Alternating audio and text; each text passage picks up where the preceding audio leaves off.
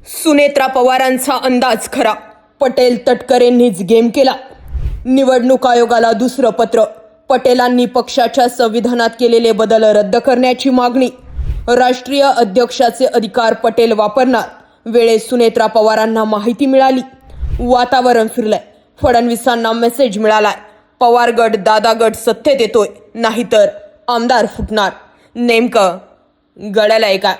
अजित पवार गेल्यापासून तर आतापर्यंत 2 महिन्यात राष्ट्रवादी काँग्रेसमध्ये अनेक बदल झालेत.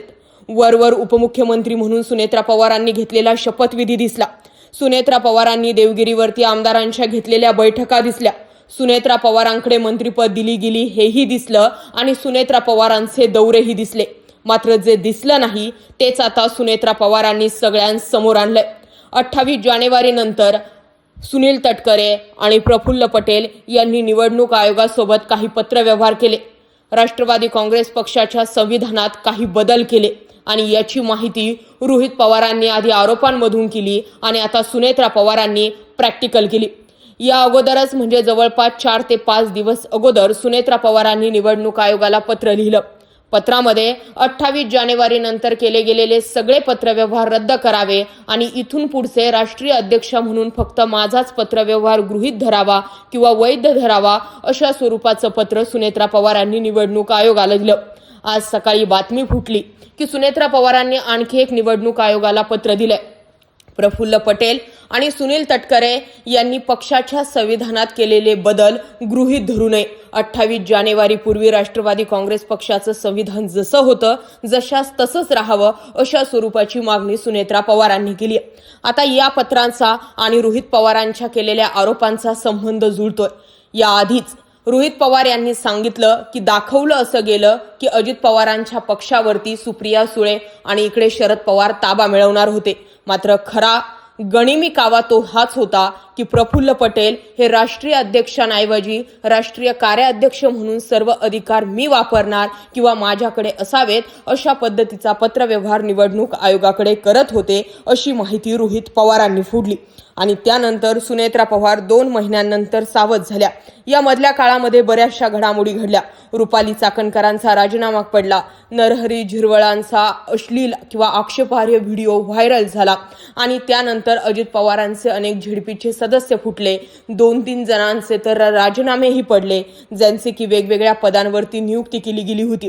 आणि विशेष म्हणजे सुनील तटकरे यांच्या बॅनरवरनच आता पक्षाचे अध्यक्ष असणाऱ्या सुनेत्रा पवार आणि अजित पवारांचे फोटोच हटवले गेले.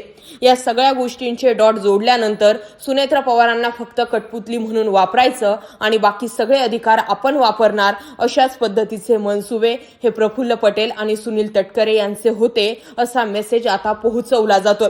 आणि या सगळ्या गोष्टींमागे रोहित पवारांचे सातत्यानं होणारे आरोप हाही एक महत्त्वाचा भाग आहे. दुसरीकडे जय पवार, पार्थ पवार यांना आपण लवकरात लवकर पत्रकार परिषद घ्या, तुम्ही बोलले तर फरक पडेल असं सांगितलं होतं. मात्र जय पवार ज्यांनी पत्रकार परिषद घेणार असं जाहीर केलेलं असताना सुद्धा त्यांची 9 मार्चची पत्रकार परिषद का झाली नाही याचं उत्तर अद्याप मिळालेलं नाहीये. सुप्रिया सुळेंनी संसदेमध्ये अजित पवार गेल्यानंतरचे प्रश्न उपस्थित केले. रोहित पवारांनी विधानसभा गाजवली. अजित पवार जे की महाराष्ट्राचे उपमुख्यमंत्री होते त्यांच्यावर बोलायला कुणाला वेळ नाहीये, कुणी वेळ देत नाहीये. 2 आणि 3 मिनिटांमध्ये विषय संपवा असं सांगतंय. अपघाताबाबतची चौकशी पुन्हा करावी यासाठी पुन्हा पुन्हा पत्र दिलं जातंय, पुन्हा पुन्हा आठवण करून दिली जाते. या सगळ्या गोष्टींवरून महाराष्ट्रभर हा मेसेज पोहोचवला जातोय की अजित पवारांनंतर अजित पवारांच्या बाबत विचारपूस करण्यासाठी, त्यांच्या अपघाताबाबत बोलण्यासाठी अजित पवारांच्या पक्षातील कोणत्याही नेत्याला इंटरेस्ट नाहीये. आणि या सगळ्या गोष्टींचा फायदा हा भाजप घेत आहे असे आरोप सातत्यानं होऊ लागलेत. अजित पवार नसल्यामुळे सगळं आपण म्हणू तसं होईल अशा हिशोबाने पवारांना आणि सुनेत्रा पवारांच्या पक्षांचं विलिनीकरण होऊ देत नाहीये.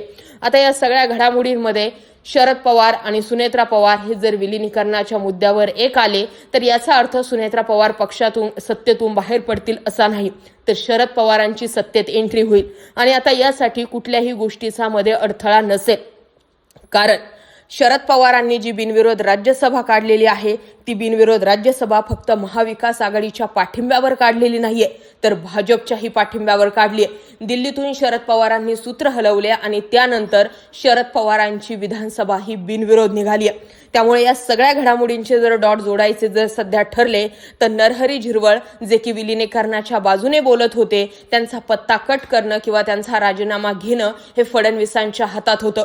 मात्र तसं न करता नरहरी झिरवळांची पाठराखण देवेंद्र फडणवीसांनी केली. याचा अर्थ आता तुम बोलोगे वही सब कुछ होगा अशा पद्धतीचं घडणार नाहीये. त्यामुळे फडणवीस सुद्धा आता पवारांसोबत हातमिळवणी करण्यात इंटरेस्टेड आहेत का अशा सगळ्या घडामोडी दिसून येतात. पण या सगळ्यांमध्ये गेम होतोय तो सुनील तटकरे आणि प्रफुल्ल पटेल यांचा. तुम्हाला याबाबत काय वाटतंय कमेंट करा. मुद्दा आणि विषय आवडला असेल तर जास्तीत जास्त लोकांपर्यंत जरूर शेअर करा. जय महाराष्ट्र.